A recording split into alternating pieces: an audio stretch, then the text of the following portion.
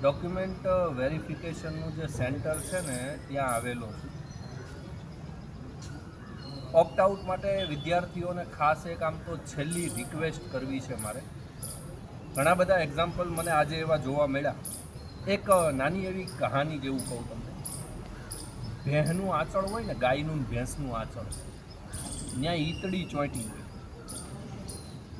એ ઈતળી હોય ને એ ભેંસનું કે ગાયનું લોહી સૂંચતી હોય. શું? લોહી. પણ જો એ થોડીક આગળ આલી જાય ને તો એને દૂધ ચૂસવા મળે. પણ એ કહેવત છે ને, જેનો જન્મ જ લોહી પીવા થયો હોય ને એ દૂધ ન પીવે.